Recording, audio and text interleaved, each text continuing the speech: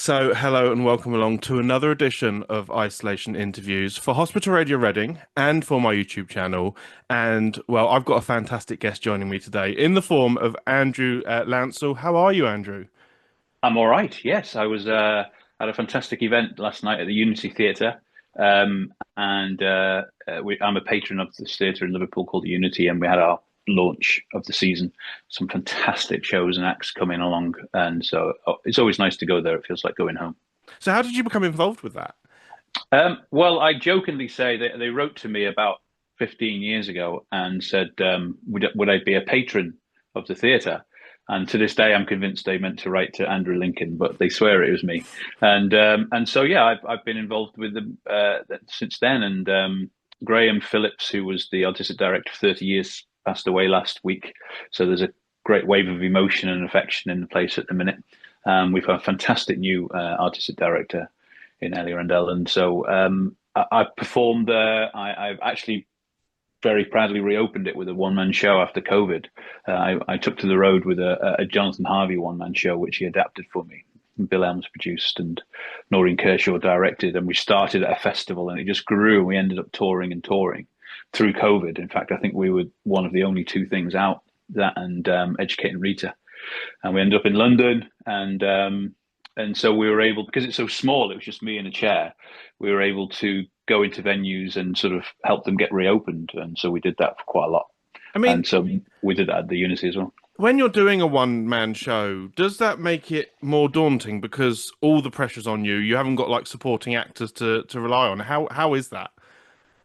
I think if it's a good one, I think you're halfway there. It is. Whatever a positive word of lonely is. I mean, you're kind of on your own to an extent. Particularly once we were on the road, or particularly once we were in London, when I was just at the theatre on my own, doing my own ironing and all that. And why not? It's a tough learn. It's pages and pages. 50, 60 pages. Two-handers actually, I think, can be harder because I did a two-hander in London recently with Stephen Tompkinson, and it was very much line, line, line, line, line. So they're kind of harder to get, but once they're in. But I do believe that a lot of my ability to learn lines was enhanced when I did the bill, because I would have a lot of jargon as being sort of the boss of CID. I would be in that instant room speaking pages and pages and pages of dialogue. And so what I used to do, because I lived up in Liverpool, but we had a place in London, I would stay at work. And I still do this now with theatre, actually. I stay up behind sometimes in the space to learn my lines.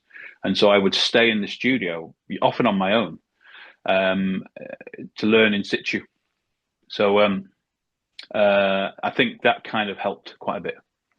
Now, I wanted to go back to where it all began. I love to find out kind of how people started out. And for you, where did the love of acting come from? Do you remember your earliest memories of knowing that was what you wanted to do? Yeah, I do have the kind of. The school I went to in Rufford. Spent a lot of time on the school plays. I mean, I was tiny, like 4 or 5 years old, and I do remember. I think I was a lost boy in Peter Pan, and I could always sing, and I was quite good at drama, and that kind of went through school. There's a memory. I don't have a strong memory of this, but I used to be reminded of it. Is that during Peter Pan, I was about 4 or 5, and I needed the loo.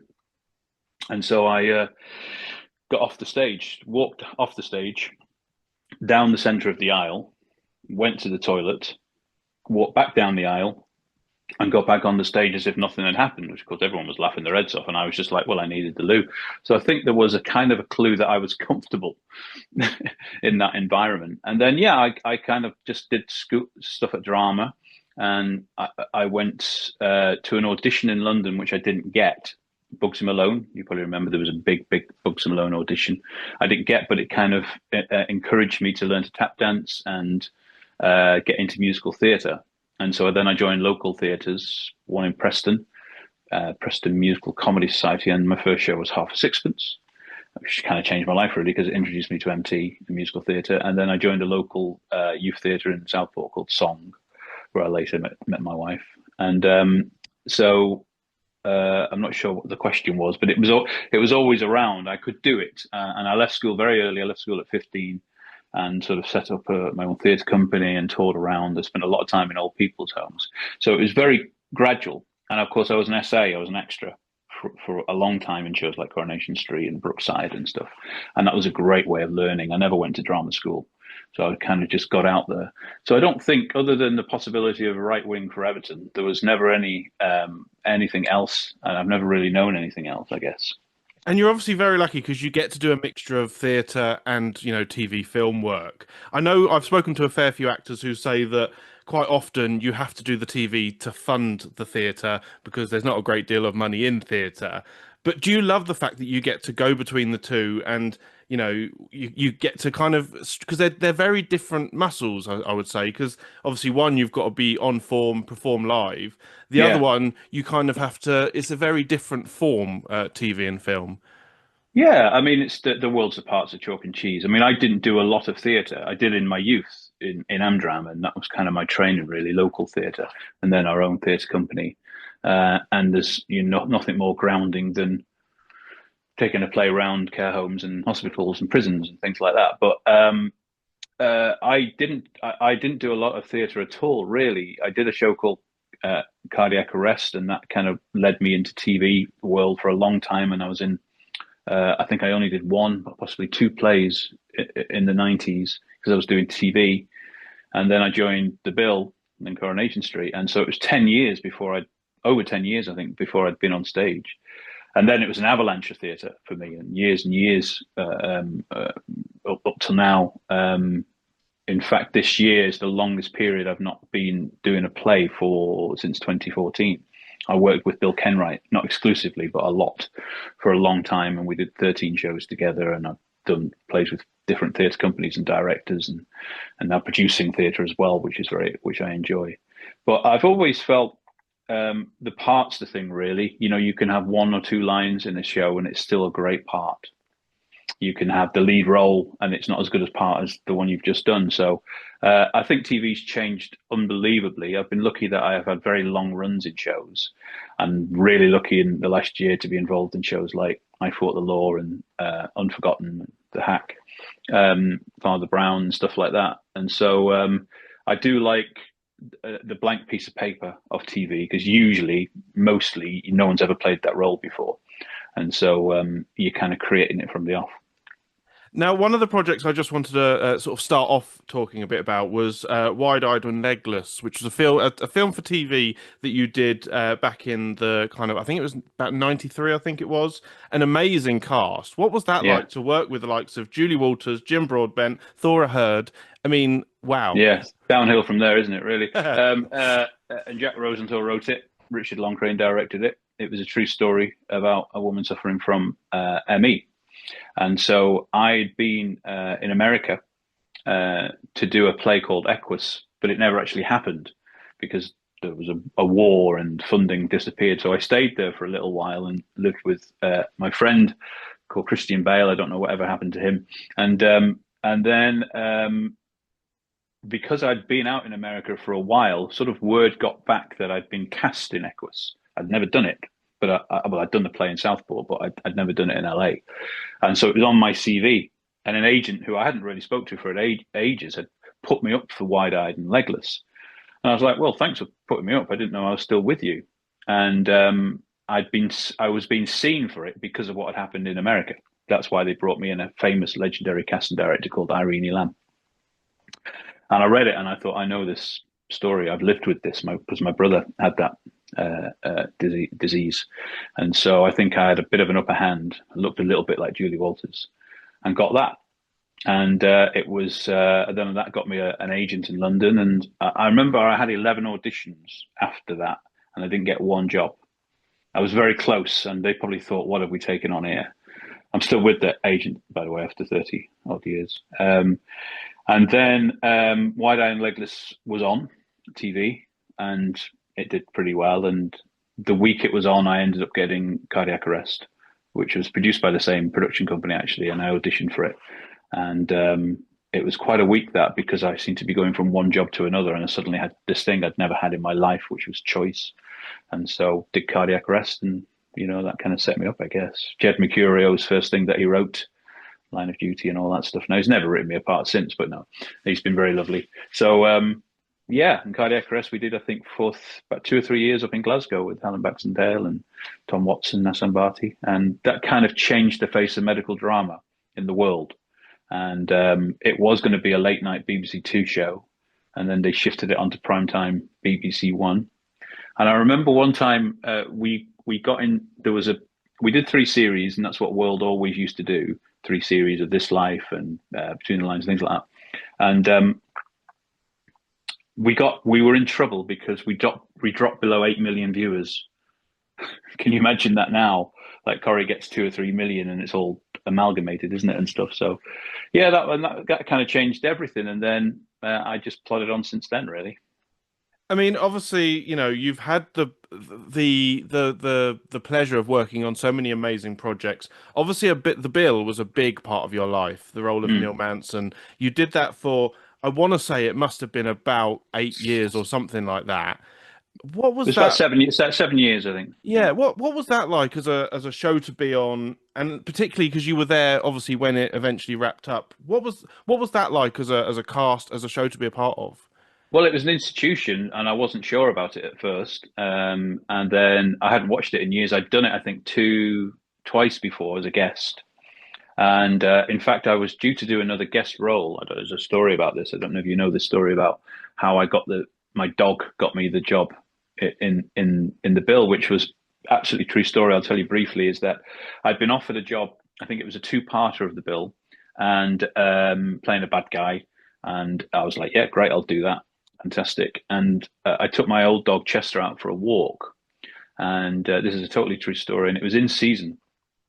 And he was on the lead, but he went after a bitch. He went after another dog and pulled me so hard he jarred my back. I heard it go.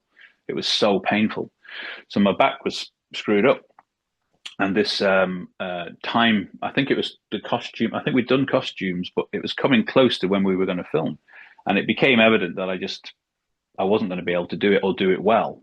And I was gutted. We needed the money, and everybody did the Bill. And so I remember, I think my agent said I had a stomach bug. It sounded better than a bad back. And eventually we had to pull out of the process, which was heartbreaking. And they used to have a thing in the Bill, is that if you were a guest in it, you couldn't be a guest for another year, and you couldn't be a regular for, I think, 2 years. It changed. I think they changed it to 6 months and then a year as the time went on. So I pulled out of it. I wasn't able to do it. And I was obviously gutted. And 6 weeks later, they started developing the role of D.I. Manson, and I was asked to go up for it. Now, had I done that guest role in the show, I wouldn't have been considered for it. I wouldn't have been able to go up for it. So my dog's horniness basically changed our life. It's a true story. If Chester hadn't pulled my back out, I wouldn't have gone up for the Bill. So, and then I joined it at a time when it was quite soapy and finding its feet, and some of the storylines were crazy. And I think I was there through quite an interesting period. Obviously, the change to 9 o'clock and the end, as you say. And I'm glad that you say wrapped up there, because, people say, oh, the Bill was axed and da-da-da. It did 27 years, and TV changed. I think it was a terrible decision. I don't think it would have been taken off or wrapped any other year than that year. ITV was changing. Possibly any other 6 months, it wouldn't have been taken off. So it was a shame. I often wonder whether I'd still be there. But I went around the studios recently. Actually, that was quite weird. Yeah, and it was a great part, and it was a terrific part. He obviously changed and morphed, and when we realised he was going to be there for a while, we kept everything in and internal. So he was hard work, very hard work to play, and. In hindsight, I think more than when you're actually in the eye of the storm, you can look back and go, oh, wow, that was a great experience. I mean, do you think would you like to? I mean, I know a lot of people would love to see it come back, but do you think the Bill could ever return in the future? Well, it could do. I just can't see it because it's still on. They repeat it all the time. They repeat it every hour of every day.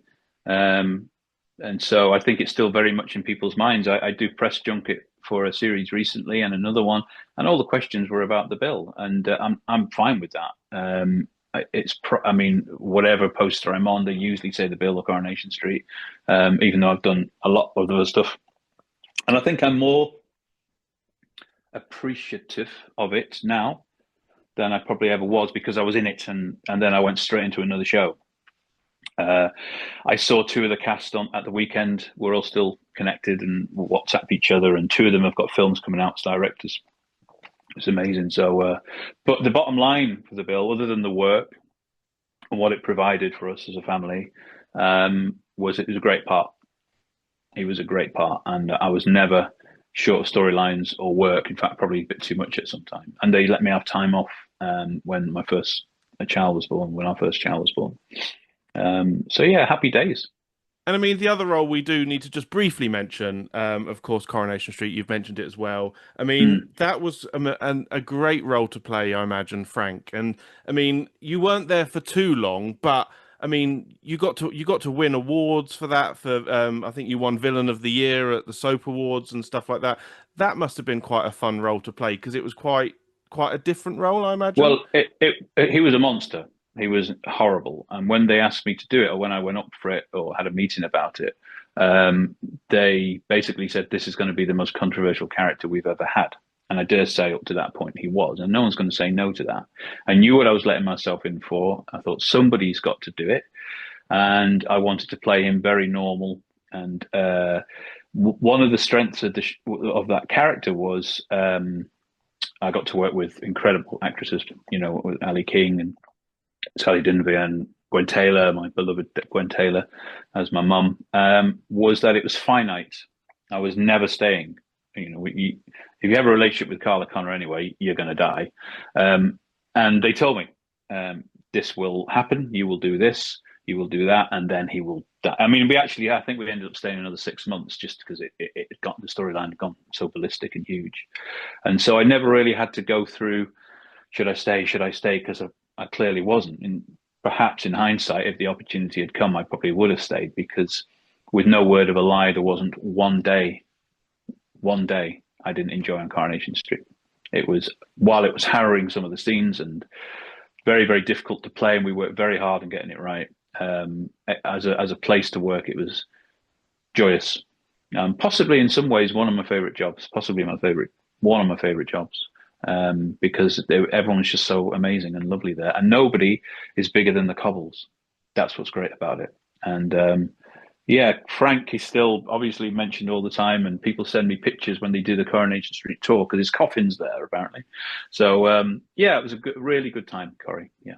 And I mean, I imagine because I've spoken to many actors in the past who have said that you have to like a character and understand them to play them well. I mean, did you find it hard to like Frank, or was there a kind of could you see where he was coming from at all, or Oh, not? it was a sociopath, absolute psychopath, and so the villains are always the best ones to play, and I could do anything with him, but I always played him really likable. Well, that's what they wrote as well, and I really encouraged that and just to make it throw away. So he never shouted very much. He never screamed and shouted. He would just do things terribly, and he never doubted that he was innocent or never done anything wrong, even when he'd done heinous things. And so yeah, he was. Listen, I enjoyed the job. I didn't like him at all because I knew what he was about, but it was certainly a happy time as an actor to play. I was very, very fortunate, and I wonder if a role in Coronation Street had come up then and it wasn't that, whether I'd have done it. Now, knowing what Coronation Street is like, I'd have probably jumped at it. So it's not a regret that he was killed. He needed to die, and he needed to die horribly, and he did, and quite right too. But sometimes I think, God, it was such a great job that I'd like to have stayed a bit longer. Now, I mean, one of the projects you have done recently, which I wanted to talk a bit about, was I Fought the Law. I mean, working with someone like Sheridan Smith, I mean, Mm. I've not seen it yet. I'm still to watch it. So tell us a little bit about it and what can people look forward to from this show? Well, it's aired now. Been on Sunday, Monday, the last couple of weeks, but it's still on ITVX, of course. And I'm pleased to say it's the most watched program of the week. Um, it's a true story of a lady whose daughter was brutally murdered, and the murderer basically got off from faults and difficulties with the jury twice, and wasn't even when he'd confessed to the crime. he couldn't be retried because of a thing called double jeopardy law, and so it follows the leading up to the aftermath and the trial, and then this incredible woman fight for justice for her daughter in changing the law. It's a four-parter. I think I'm in 2 episodes. I played the prosecuting barrister. It was a very, very different role for me, wigs and stuff. But to work with Sheridan again, I'd worked with her once before. She is remarkable in this series. And so is Daniel, and the cast are incredible, beautifully directed, beautifully written, clearly because it's become so popular. Everybody's talking about it. I'm honored to be in it. But nobody does those roles like Sheridan. She's an absolute star. There's no side to her. She's remarkable on stage. She's remarkable in real life. Some people can do it. Some writers do it, like Jimmy McGovern do it, where they literally hand goes through the camera and takes you by the hand on the journey. And Sheridan does that. And I don't think she's ever done it as well as she does it in I Fought the Law. So yeah, everyone's stopping me at the minute about that one, and it was great to be in it.